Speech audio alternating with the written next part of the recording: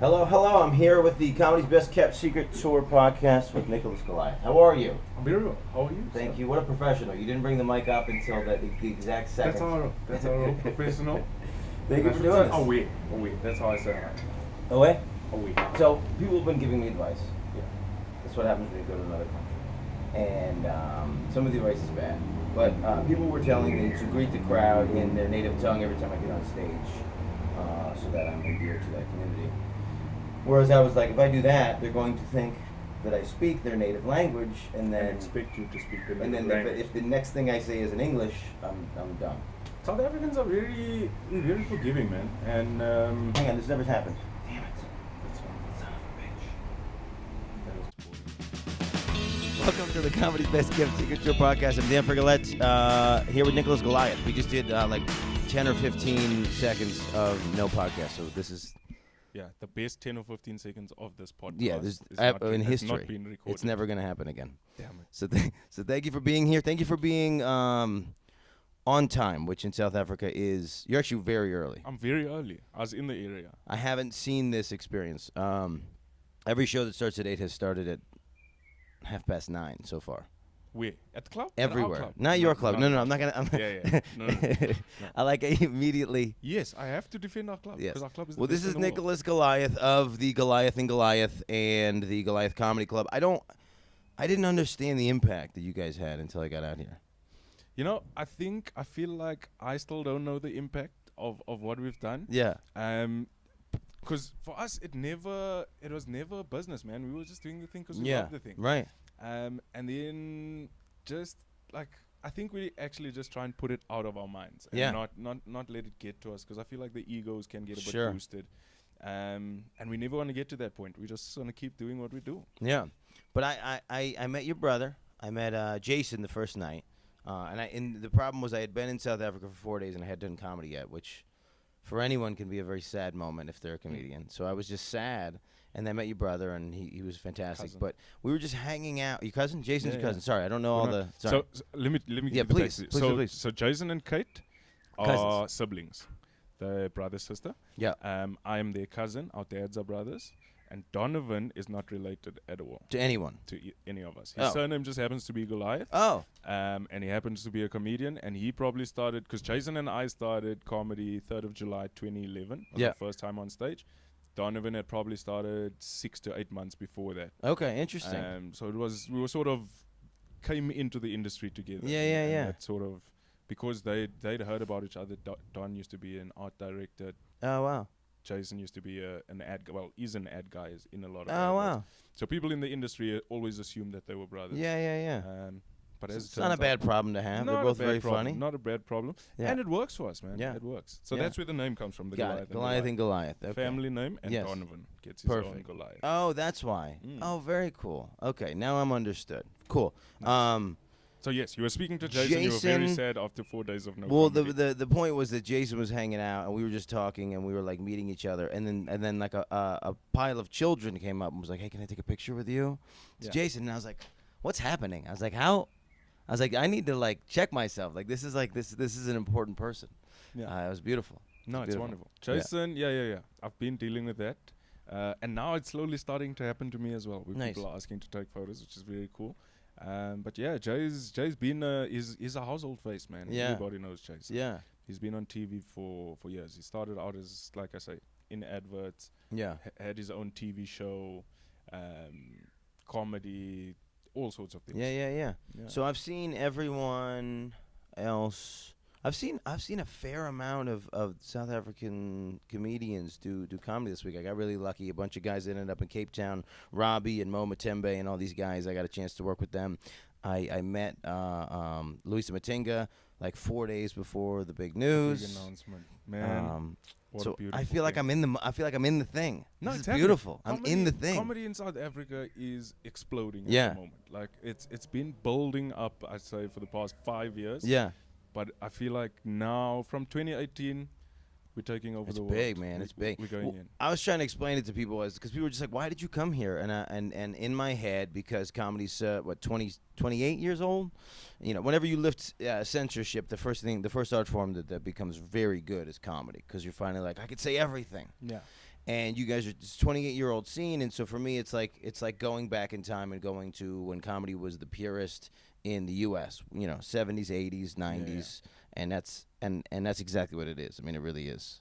People are and then you guys are doing a very good job educating crowds as to what comedy is and what the respect level should be on both sides. Yeah, but well, that's something that we have to do because what we found is that audiences don't understand comedy. No. They don't know. They haven't had experience with comedy. We don't even have a theater culture in South Africa. So people are not really aware of how it works, and that you get on stage and say whatever you want to say, and it's so I do a thing at the club.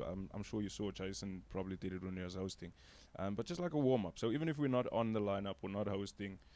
If one of us are there, we have to go and just do a warm up and just to explain to the audience. Yeah. Cool, this is what's going to happen. We can talk about all types of things. Don't be offended. Sit back, relax, enjoy.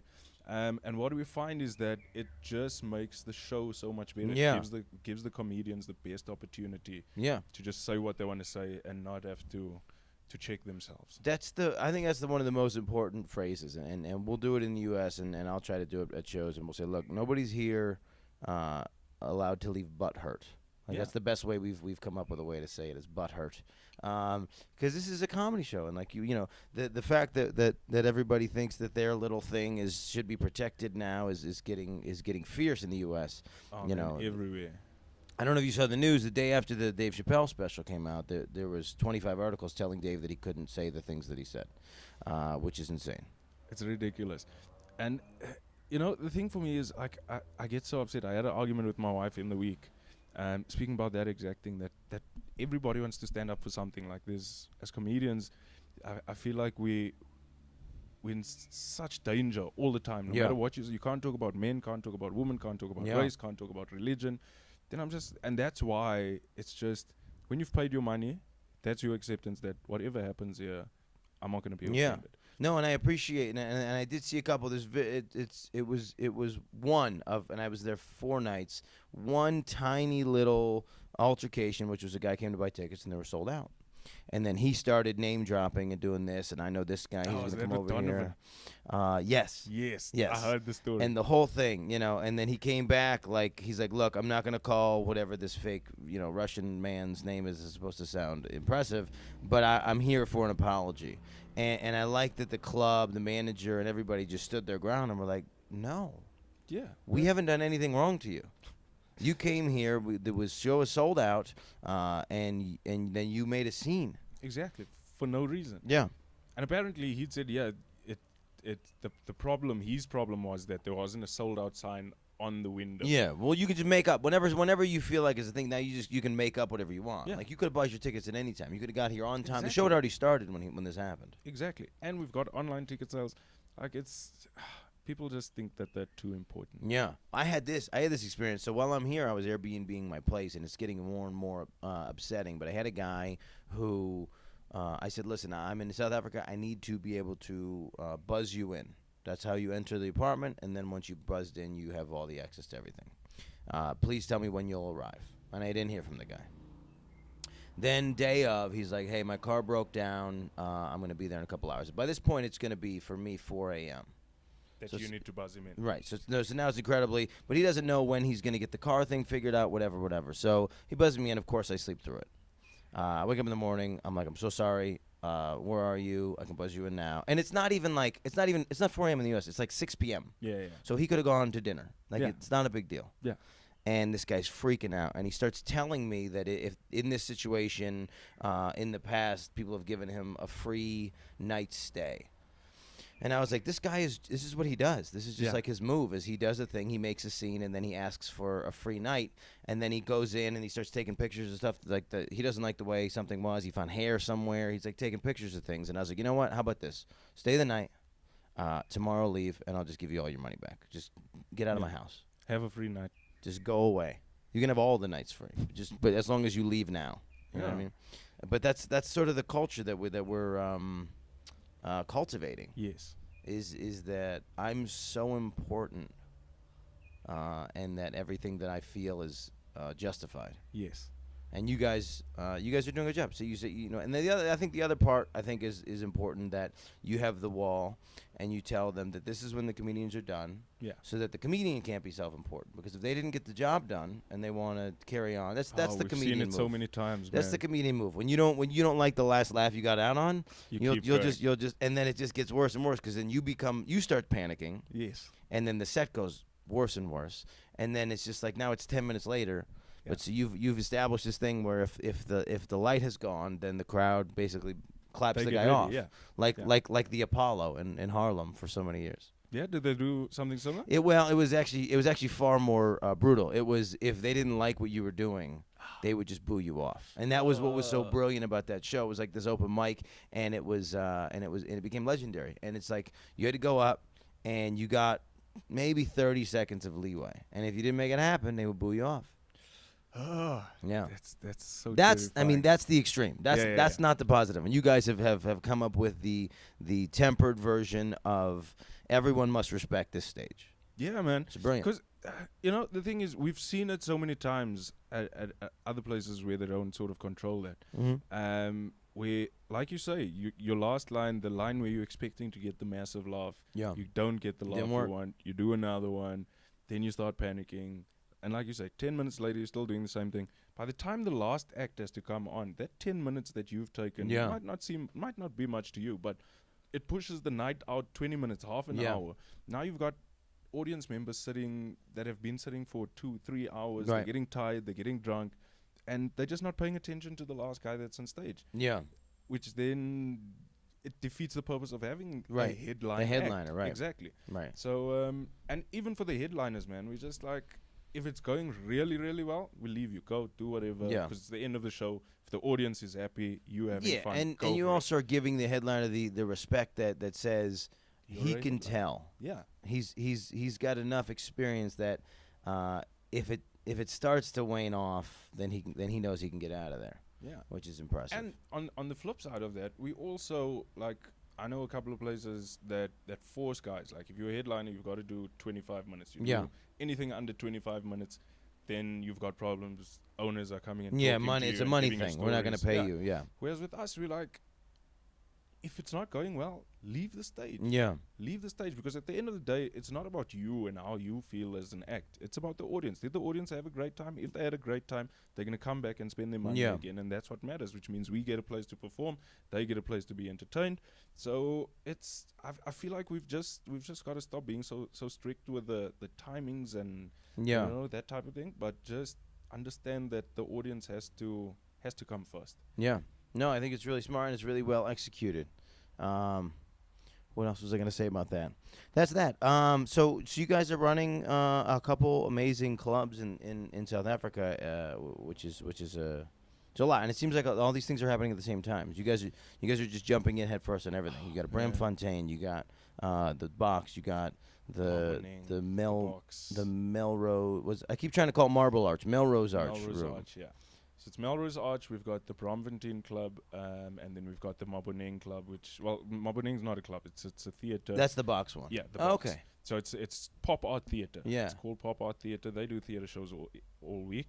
And on a Sunday night for the past, I think it's 6 years?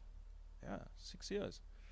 Oh, wow. We've been running, it's 50 Rand per ticket. It has been 50 Rand for 6 years. It's never going to change. Yeah. So that's a $5 show. So do you run that show different than the Goliath Comedy Club?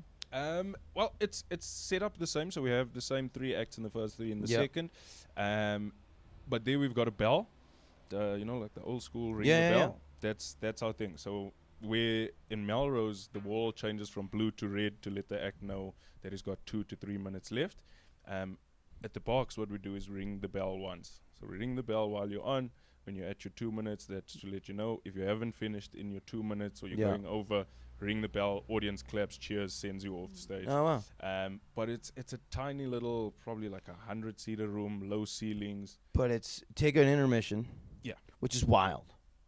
Why is that wild? We don't do that. And whenever a venue says we're going to take an intermission, we say we will do anything we can to not get an intermission, because to get the crowd back in the mode, because the host's job is to get everybody ready to go, and then they should be ready to go for the Yeah. 90 minutes. But the fact that you guys take that break and have the confidence in the host that they can get the whole thing back, get all the energy back, is incredible. Yeah. It's, No, well, I've never thought about it like that. Cause so with Brahm we don't do a break. We do Okay. it straight through. 'Cause we do Interesting. a shorter lineup. Yeah. And that's a 90-minute show. Whereas our other shows are generally 2 hours, Okay. 2.5 hour shows. And just for an audience member, I don't want to sit and be drinking beers Yeah, while yeah. watching a show because the beers are filling my bladder and now I can't get to the Right. bathroom. You know, Yeah, so it makes if you uncomfortable. Audiences feel like they can't get up during the show because they're such powerful performers. I mean, Exactly. Once you've established that thing. So okay, that's interesting. So that's why.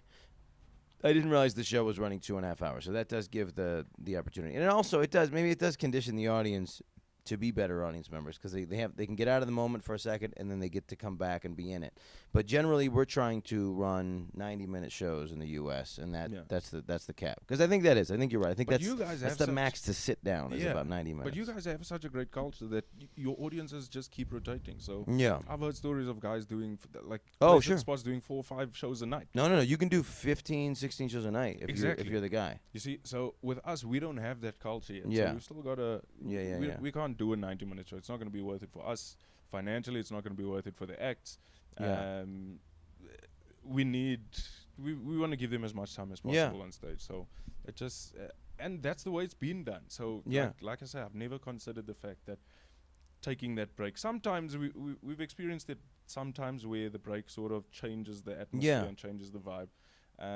But 95% of the time, we just pick it up from where we left off. No, I agree with that. I think I did all first break stuff. I'm trying to think if I did it after the break. But it is a nice. It's still the same. It's still the same thing. And then what the headliner is able to get out of people. And then and then you have that two thing. You have the dual respect. So at a show when you say to a crowd, "This is the headliner," inherently they go, "Oh, I need to pay the most attention." More attention. Yeah. So you have that twice in a show, which actually is totally in your favor. So that's awesome. So this is the one I ask a lot of people, and why are you doing comedy? What's wrong with you? Man, I love making people happy. Yeah. I love the seeing a smile on somebody's face that I put there. Yeah. And I was always I was the class clown. I was Yeah. the guy who my friends always said, "Dude, you need to get on stage. You've got Yeah, to get yeah, on stage." I remember doing silly things as a kid, jumping out of trees, injuring myself just to get kids to laugh, Oh, no get way. my friends to laugh. And what happened is, as I got older, started watching comedy because I had no idea that comedy was a thing. Like, This is a common South African notion because I grew up with comedy everywhere, so I knew that it was a thing from being a kid. I didn't know what it was, I didn't know how it worked, but I knew I liked it. But the common thread I keep hearing is that I didn't know it was a thing, and then I saw it, and then I was like, oh, I can do that, or I can do that. Like a lot of comedians were like, I can do that better than the one that I just saw. That's exactly. That's it. crazy. That's exactly it. Like I remember my dad watched a bit of Richard Pryor and the Yeah. Eddie Murphys.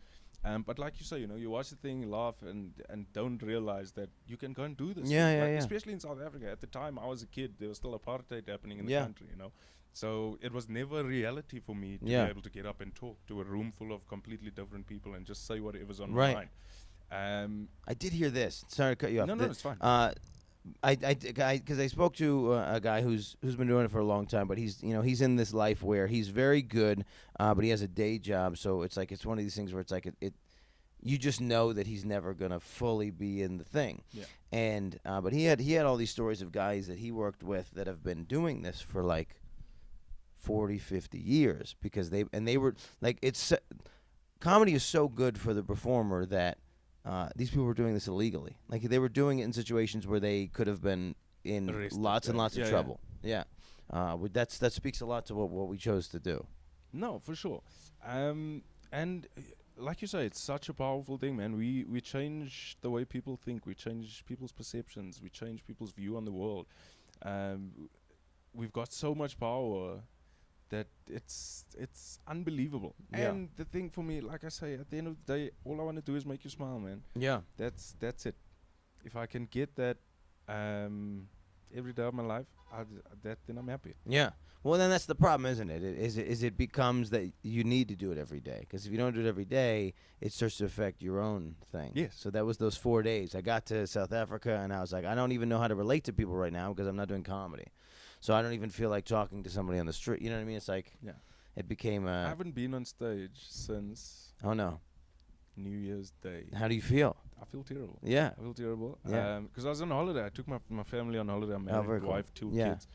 So we were on holiday down in Durban, and I was gonna call the guys and try and organize a gig and get on stage. Yeah, yeah, There's yeah. a couple of gigs that happened there.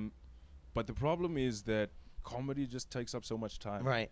Like I spend hardly any time with my family, Right. with my wife and my Right. kids, and I just made a decision which for me, like, it hurt me Yeah. to not make But a that's phone what, call. yeah. But And that's so- what having a family is. You got to No, take, you gotta exactly. take that You've got to, second. at some Yeah. point, you've got to just say, because the thing is, I've missed too many things, Yeah. important things for comedy. Right. Important family things to do comedy or comedy related stuff. And I was just like, this is my time. So for the Yeah. past 2 weeks, I've just been familying it up Yeah. Yeah. and Yeah. having a good time. This is the first time I've had a mic in my hand. Oh, I very feel like I good. should tell you guys a joke, but I don't know if you. No, it's not what this is for. That's the other problem. I have the podcast, Comedy's Best Kept Secret Show. I don't want to have comedians come on and try to be silly and do the whole thing. The whole point of this is to try to get to the root of what any of this is. Why are we doing any Why of do we this? do it? Why And are I we don't so and I don't crazy? think a lot of people understand as outsiders, because I think a lot of people don't live a life where they have a passion that they get to live, and I don't think a lot of people have a thing that they saw and they go, no, that's the thing now. Nothing else matters. That's the Yeah. thing. Yeah. And that's what every comedian has, and that's what's been brilliant about this trip is seeing that, because you don't know. I mean, you don't know what you're gonna run into when you go to other scenes, and sometimes you go to a scene, you go to a smaller market in the U.S. and there isn't that. You know, Yeah. these guys are just kind of maybe blowing off some steam after work, but you come here and everybody here is fanatical about comedy, like all the guys that I know in New York, and it's beautiful. No, because we love comedy, and because it's still so new, the guys that are involved now it's a family, man. It's Yeah. a family. You know, we support each other. We're so happy with it. That thing with Loyiso Madinga, Yeah. the Daily Show. I mean, it's a huge thing for all of us, because then it just means it makes it easier for the rest of us Yeah. to travel the route or go overseas or go to the States Right. and do things, which at the end of the day was never reality for us. Yeah, man. yeah, yeah. It's a mind-blowing thing. The fact that my parents still don't understand. Yeah. 7 years of doing comedy. My dad's kind of cool with it. My mom's still like, when are you gonna get a Yeah. job? Do you have medical aid? Right. Like, you know, Yeah. and I'm like, just leave me. Just let Yeah. me do my thing. Let me just be happy. Because that's what we were trained to do. We were trained that you've got to have a 9 to 5. Right. You've got to have the savings fund. You've got to have all of these Yeah. things. Otherwise, you're not going to be happy in your life. And I've never been happier. Well, yeah, and that's the problem with comedians. We look at that thing and we go, that is completely backwards, but we don't know how to tell you that that's wrong, Yeah.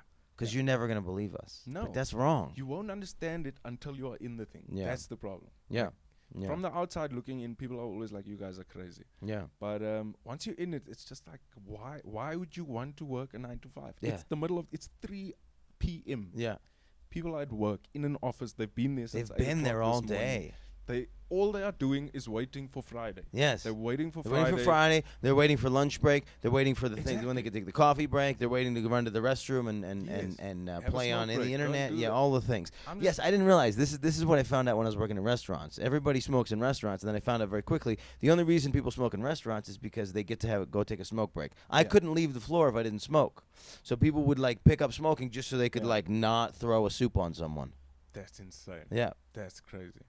But like I always say to guys or to people, I don't have weekends, Fridays, and public holidays, and I have days Yeah. that I work, days that I don't work. You're right. And that's the way I feel life should be. You shouldn't be forced to be at the office at Yeah. 8 a.m. I worked in a corporate environment for 9 years before Yeah. I started comedy. And I hated every single minute Right. of those 9 years. Yeah. Every single minute. So yeah, man, this look at us. There's a swimming pool. You can't see the swimming pool, but there's a swimming pool. Dan and I are gonna have a swim after this. It's gonna be Oh, I didn't know amazing. that was on the itinerary. Yeah, I'm down.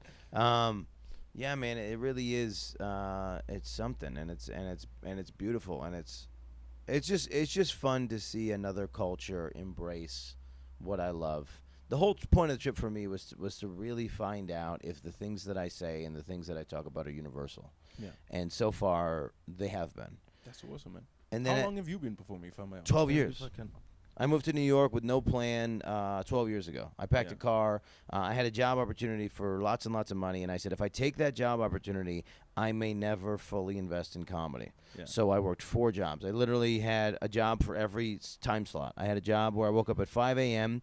and worked at a coffee shop. This is all at the same time. And then I went to work at 9 a.m. for a magazine as a managing editor kind of thing. And then I would work at nightclubs, and then I would do comedy, and then I would do work at nightclubs at night. So there was like, I forgot to program sleeping in. Yeah, yeah. But I needed to do all the things just so that I would maintain focus. That's insane. And it's like there's a part of me that said maybe if I took that job, that big money job, I could have done that for 4 years, put all the money in a bank, and then done comedy. But Yeah. But I also feel like you get caught up in the thing, like because what happens is you get the big money job, yeah, then you get the big money job expenses Right. and stress Right. and things. So now you've got to get the house, then you got the lady, then you Yeah. got the family, then you just keep spending and things, and you just keep adding that stress. So the money that you think you'd be saving, I feel like you just end up spending elsewhere and Yeah. just changing. And then well, it that's what's eventually beautiful just about New changes York, your direction. or terrible about New York, which is, and I found this up early on. It doesn't matter how much money you make in New York City, you will spend all of it. I think that's a worldwide thing. Yeah, It takes a very special type of person to be able to save the yeah, majority of yeah. the money that comes. Well, there is a threshold at some point if you're making significant money in some communities where you've hit it. There's Yeah. nothing more expensive than your thing. But in New York, there's always a thing more expensive. And if it doesn't exist the day that you get to that next money level, then they invent that thing for you. They'll knock down a wall and they'll make 2 apartments, 1 Yeah. apartment, and all of a sudden now there's the thing. So that's what's terrifying about New York City. I feel like that's the world, though. Yeah, it might be. And It I might feel be. like we've been programmed also to always want the next thing. Yeah. We always want to have. Has anybody told you? You look a lot like Daniel Deep Fried, man. Has anybody told you? Oh, that? I met him the other Did night. you meet him? I You met him the guys other look- night. So I came here without. I wanted to try to bring everything. It's 3 weeks, and I wanted to bring everything in one backpack. And so I decided not to bring a shaver. So this is the result This is of the deep 15 fried man. days. Yeah, yeah. This is not what my life normally is. So I'm like, I'm like, Oh, but it's I funny. can imagine. And I'll take this as a compliment because he's very funny. No, he's he's a wildly great. I funny. love him, man. Daniel's such a nice guy. We so did a genuine. Boxburg show, Yeah. and he's a lot of his act is contingent upon all of his acts. guitar. All of it. Yeah, yeah, yeah. But they couldn't get the guitar working, and it's almost as if the audience didn't even know because he was able to. He switched it in. He just switched it into a freestyle rap with no background music, and then he did another thing. And he's doing the act, and he's doing the thing, and he's got guys plugging stuff into his crotch, and he's doing all the things, and he's just lifting his arms so they try to And do the just thing, carrying on. and he just carried on 25 minutes, and he probably only got a chance to do 3 or 4 songs. It was incredible. He's a professional. No, he's a genius. He's a very good. genius. I've got so much time and patience for that guy. Yeah, he's very good. Yeah. He's very good, and he's just a fun dude to be around. Mm. It is. It really, like you said, it is an inclusive scene. You guys are all friends, and then as an outsider, there was that moment where I was like, this could be terrible. Like they could be like, we don't care whether or not you're here. We don't want you here. But what happened was, comedians know. So there was the 3. I got to the club so early the first day because I was like, I have to be around comedy right now. Yeah. I was freaking out. And there was a thing where they were like looking at me and they're trying to decide if they think I'm going to be funny. So there was like an apprehension in everyone, and Jason and Eric and all these people about how much respect they really needed to give me. Yeah, yeah. Because also people have come from other countries, pretended like they're going to do great, and have failed on your stage. So many. there was that thing, and then I got off stage, and then it like. Change. Everything opened. Yeah, they were like, thank God, thank you for being funny. Yeah. We have a show tomorrow night. We have a show the other night. Do you want to do this one? Do you want to do this one? Yeah. Do you want to go to Boxburg? Absolutely. But that's exactly how it is, man. If you're funny, you're in. If you're not, yeah. then what are you doing here? Yeah. Go back to your day Go job. home. And unfortunately, or not unfortunately, but what I've realized is there's a lot of guys that are performing that are amazing at the moment. Yeah. That when they started out were really shit. And That's the problem I have in New York is the when someone sees your 12 years of growth, it doesn't look like it's an accomplishment almost. You know what I mean? It's like and I think we do this thing as comedians. We only look at somebody every 5 or 6 years. Yeah. So there's people in New York that are looking at my performances from 6 years ago and remembering those, and it doesn't stack up to where I'm at now. And so it's like the level of accomplishment in the scene that you spend all the time in until everybody sees what you're capable of is like there's like a pause. I don't know. Yeah. I feel like I'm getting more respect in South Africa than I do in New York. It's also there's automatically. There's also 15,000 comedians in New York City. This is very true. Whereas I always say to the guys, I think in South Africa we've probably got guys that are worth the money. Yeah. Less than 100. Yeah. Like across the country. Sure. There's probably less than 100.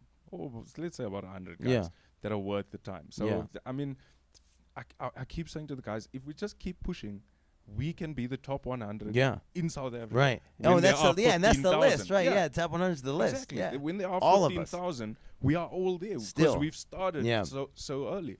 And it terrifies me. Like I've heard about the things about US and New York. Yeah. And how there's 15,000 comedians. That's insane. Yeah. Like that level of competition. Guy came up to me last night and said, "Hey, is it true that if I want to get stage time in New York City, I have to pay the promoter?" Yeah, we've heard this. Yeah. Pay to play. It's not Certain gigs. It's not false, but it's not the norm. It's like there are open mics where you pay $5 and you either the promoter keeps the $5 or they put it into a bucket and then half of everybody's $5 goes to one of the comedians. Whatever. The goal, honestly, of that initially, I think, was to keep comedians in the room because comedians do the thing. They come in. There's 50 comedians. If you're the 50th comedian, there's no one left in the room. Yeah. So they're like, we're doing this thing and they would give 100% of the bucket.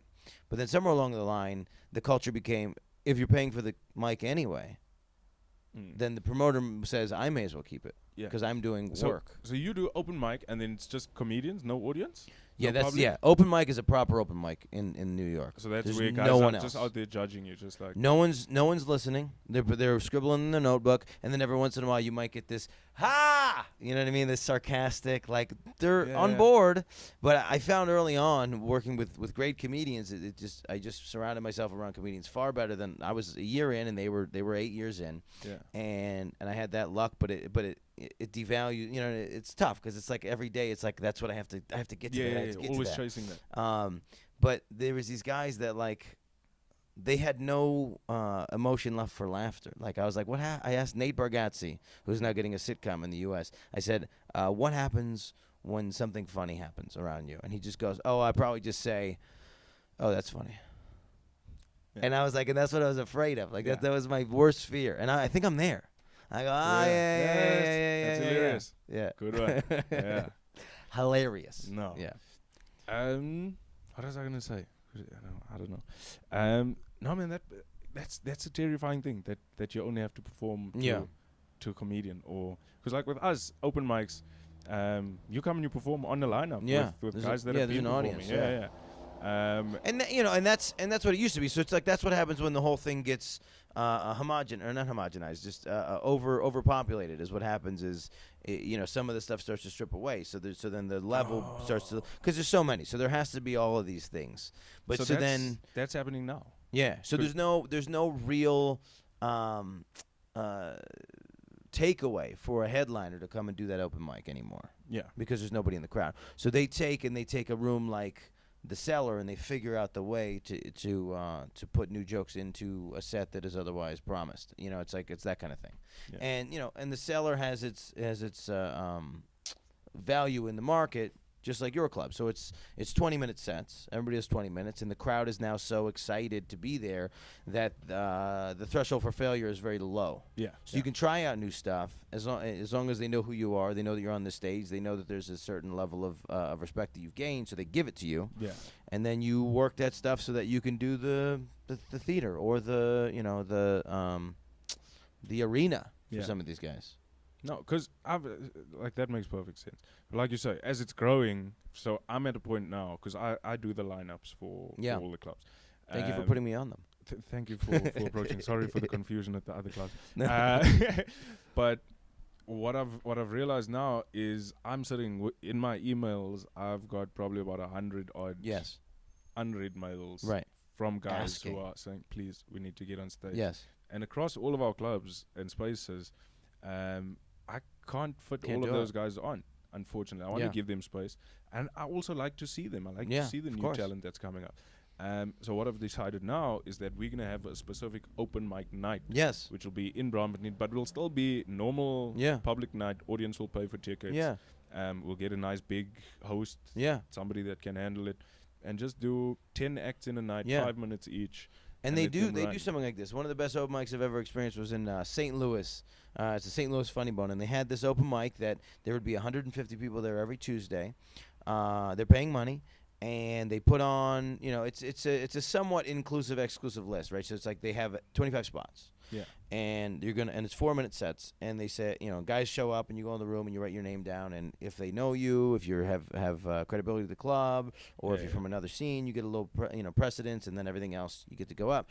And for a year and a half, best open mic I've ever seen. Yeah. And now it's starting to slip a little bit, but at the time it was beautiful, and it's the same audience respect. Yeah. And that type of show will work. So what do you think is causing it to slip after a year and a half? The predominant comedians who were the LeBron of the scene. Yeah. The guys that they look at and they go, That's who I want. holy Yeah. shit. They've left. Right. They've gone on to Chicago and some other places. So what's left is sort of the mid-level guys, and they have nothing to aspire to. So I'll come back, and there will be guys that are doing the same set at an open mic that I saw a year and a half ago at an open mic. And there was a guy, Andrew Frank, who I had the wealth and wherewithal to work with. We worked together for 2 years. He would be my opener on the road, and we would do all the stuff together. And he would go every week, work really hard, and he would give them almost a new 4 minutes every week. Now, it wasn't a true new 4 minutes because I would see him do an hour and it's in there. Yeah. But he would make sure that the set that he was doing was either fresh, had added things to it, or whatever, but to the point where the other comedians in the scene were like, how is he doing this? Yeah. How is he giving us a new 4 minutes every week? But that is crazy, man. Yeah. 4 minutes every week. That's Yeah. a lot of material. It is interesting to see, too, that 4 minutes is enough time to gain credibility from a crowd and really get solid belly laughs. Yeah. So we do what we call a 20 in 5. Yeah, I heard this. Which is a pretty similar concept to Sounds what you're smart. saying, the open mic. Just 20 acts, 5 minutes each, no host. It's just Pass the mic. Yeah. each act brings the next act on, and it's just high energy. Because what I love about that is you've got your open mic guys who are still sort of trying to get in, who only have 5 minutes of material. This is everything that they they've have. just been performing. So what we do is take your 5 minutes and you perform it everywhere. Yeah. You perform every club you go to, every Yeah. spot you do your same 5 minutes. Well, generally that's what happens. And there's nothing wrong with that. Yeah, that's what because that's what Michael Che did. He had probably the hottest 6 minutes in New York City, and he just did it for a year. Yeah, but And now he's on Saturday Night Live. So when I started out, I said to Jason and Donovan, I want to be known as the guy who never does the same jokes twice. That's how little I knew about comedy. Right. I was like, me, same jokes I'm the twice. guy. No, never. Never. Then I ended up doing the same jokes for 3 years. Yeah. Because It's because you figured out what comedy was. Yes. And I also figured out that the people that are seeing me tonight are not the same people that saw me last night. Right. They're not the same people that saw me last week. Right. Different venues, different areas, all have different audiences. And for me, the most important thing, like I said, is delivering the laughs. Yeah. So if there's 3 people in the audience that have seen me do a set before, I'm not performing for those 3 people out of 100. Yeah, out we of get whatever. stuck sometimes. It's like we do that second show, and there's this club in Springfield, and then they'll just try to keep audience from the first show to the second show, and then you feel this pressure to not do the set that you've established. Exactly. But I mean, if it's the same audience, then you don't want to do the same It stinks, thing. yeah. Yeah. But I mean, like I say, there's 50 million people in our country. Yeah. And because comedy is still so new, probably only 2% of that of the country has seen comedy. Yeah. And it's growing every week. So I do a thing as well. If I'm hosting, I always say, who's here for the first time? Who's never seen live stand-up comedy? And I was doing that because I was there for the first time, and almost everyone is there for the first time. Guaranteed. Any room you perform at. Go and ask at any room. And it's something I saw at Parker's. 60 to 80% of the audience are either new to comedy or new to the venue every single Yeah. time. It's insane. And even at the box in Maboneng, I mean, that's been running for 7 years. We have so many people who have been there from day one. Yeah. And yet every time we ask, because you come as a day one, you bring you love it, you bring your friends along. Yeah, of course. Your friends then bring their friends along, Yeah. and it just keeps growing, and you keep coming back, and it just keeps growing and growing. So Yeah. then I'm just like, we don't. It's important to have new material, but it's not. I don't feel like you need to be doing 4 new minutes a week. No, and being able to. I mean, the point what I made about doing comedy is you talk to guys and they're like, well, I don't do that kind of thing. I don't, I just do that so off the top of the head and this and that. And it's like you just go, well, that's not comedy. No. Comedy is figuring out the through line exactly every time. And, Bill Burr will say it's not the same words maybe every time, but it's the same notion. Same story. And some guys will use the exact same words because they know what those words evoke. Jerry Seinfeld will use the exact same words because they know what that one word that you don't think matters changes the whole framing of the thing. And so doing comedy is to perfect the exact phrasing of what you want to do and to make it funny. Yeah, going through your 10,000 hours. Because and that's my problem with 4 new minutes a week. Sure. Is that you're burning through stuff. Like, I feel like you forget more of the material than you remember. Yeah. Because it's so much. Well, here's the thing: 4 new minutes isn't 4 new minutes, especially for young comics, open mic comics. They're not coming every week, right? So all you have to do is you got a new joke in the middle. So 4 minutes might be a rearranged old 4 minutes. It might be, it's like, so if you have 45 minutes, you're just switching it all around, and then you try a new one in the middle. So it's not an exact, but it's a magic trick. I get that. But what I'm saying is, I know so many guys who still have that mindset that they've got to do new material every time they get on stage. Whatever stage it is, you've got to do something new. And the thing for me is just that you'd never get time to perfect that 5 minutes. Like there are words that you can take out, words that you can add, phrases change, just performance. I've realized, because like I said, I did the same set for 3 years. Yeah. But what that did for me is it gave me a level of confidence that nobody could ever give to me. Yeah. Nothing could ever do. Because this joke is going to work. A bulletproof 15 minutes. Yeah. That I could go and perform anywhere, verbatim, word for word. Yeah. And I know that it's gonna smash. Yeah. I know that it's gonna smash. Yeah. Which then even on the tired nights, even on the sick nights, even on the thing, you can still get in that pocket. What that does for you, what it did for me, confidence. Well, like I said, it gave me the confidence. Yeah. But also it just gave me a little bit more, because it got to a point where I was just saying the thing. I wasn't really performing. Right.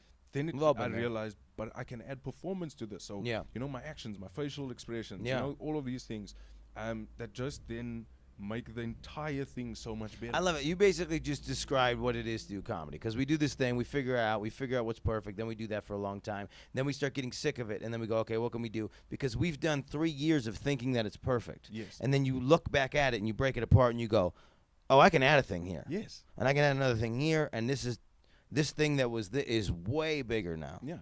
You take that first one-liner that you had, and now it's a 10-minute gag. Yeah. And that's what I love. Yeah. Just watching the growth, the development of new acts, and see them coming up and working the material, and seeing guys do the same material and just changing little bits in between, just to get that perfect, polished final product. Yeah. Oh man.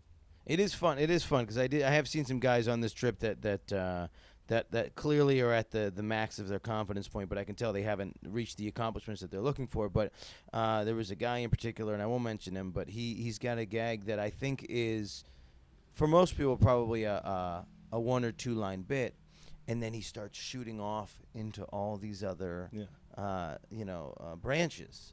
Actually, you know what? I'll mention it, but it's the gag about how the Kruger Park lost 5 lions. Whose gag is that? Kruger Park lost? No, I don't know if I've heard that gag.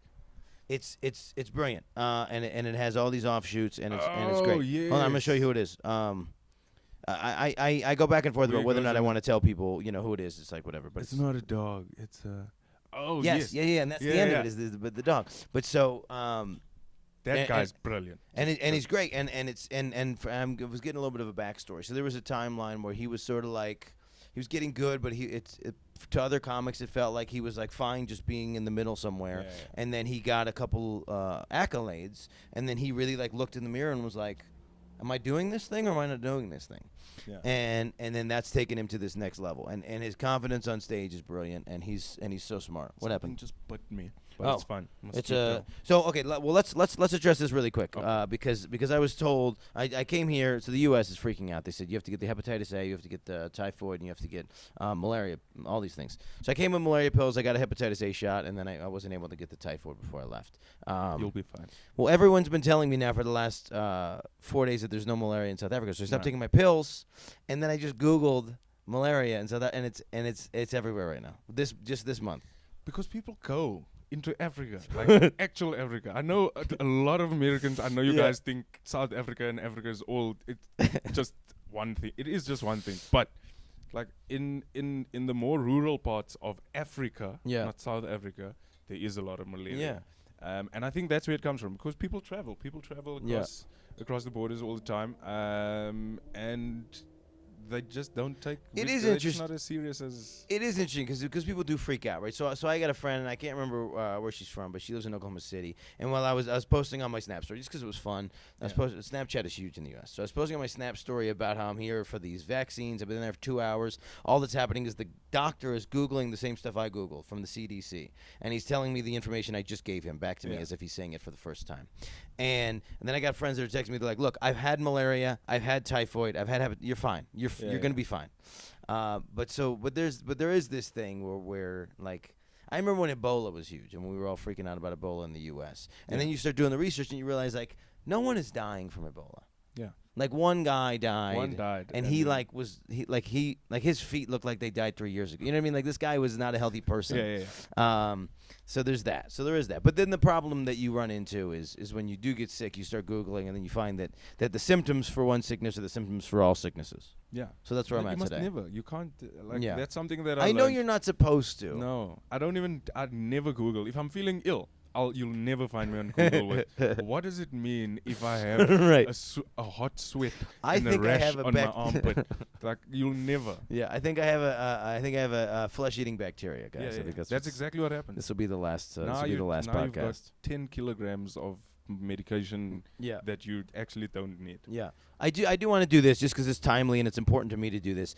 In my life, it's been something that's been going on, and it's the value of comedy, which is why I highlight this. My grandfather's had Alzheimer's for 10 years. He's it might not be 10 years, but it feels like 10 years. And so I've been trying really hard to perfect this joke about Alzheimer's. And I feel that I got there. And this Christmas and this Thanksgiving, I played it for my family because for me, it was really important to see them laugh at this joke and to make this funny for catharsis. Yes. And you know, That's so awesome. Can Yeah. I just say I'm so happy that you Thank you. like I got a little bit emotional. And it was so important. And my grandfather died yesterday, and I knew that the first thing I needed to do was go to a show and tell this joke. And I added a line last night that was beautiful, and it just speaks to what comedy is to the world and the comedy is to us.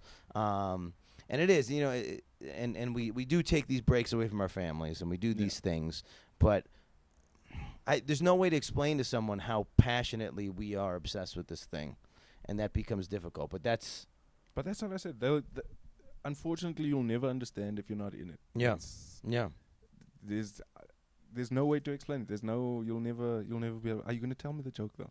I'll tell you the joke off. Yeah, it's not off not the perfect thing. here. Oh. But I'll tell you the No, joke no, off that's fine. camera. Can I tell you what I thought you were going to say? Okay. I thought you were going to say my grandfather's got Alzheimer's, but it's okay because he doesn't know. Yeah, that's funny. That's kind of- yeah. That's the first one. So that's what we do as a comedian, right? We go when we see another comedian set up a joke, we start thinking. Yeah, we started running ahead of. So they've set up the joke, and then there's the one route, which is the one you thought of immediately, that Yeah. one. And then if he says that, you're like, we also come on, I just thought of that. How is that even a thing? Even though you thought of it, like it's your comedic brain came up with it. And then they say a thing that you didn't say that's worse than the thing that you thought of, and you're like, this guy's trash. This guy isn't even does belong on stage.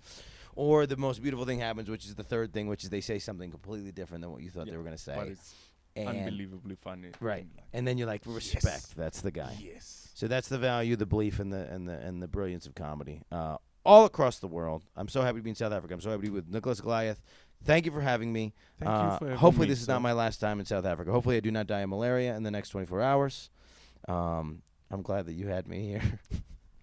Can we plug whatever you would like to plug for man. Instagram? I don't know, Facebook, Yeah. whatever you got. Follow me. I'm Nicholas Goliath. NICHOLAS Goliath. Like this. And yeah, come to South Africa. Don't worry about malaria not and getting typhoid. malaria. If you're You're not going to Africa, like if you're going to Congo or Nigeria, take the things. But if you're coming here, it's good times. You're fine. We live such nice lives here in Get South the Africa. braai. Come and have a braai. You have no idea what a braai is. That's fine. But just come and check it out. Come with Dan next time he comes, because he's definitely invited to come back. What's anytime. interesting is everyone that I've met here has invited themselves to my house in the U.S. So now there's a lot going on. So Oh there's yeah, that's why I there's said an that you exchange. invited. There's an exchange program now. I didn't want to put it on record, but I mean, now it's there. Yeah, we'll see you. I'll send you my dates. Thank you for coming. Comedy's Best Kept Secret Tour podcast. We are on iTunes, Google Play, Podbean, all these other things that have come up in the last 6 months. Wherever you found us, we are also on The Other Thing. We also have some brilliant content today on YouTube. You can see us and share us. It's very exciting. Thank you for listening.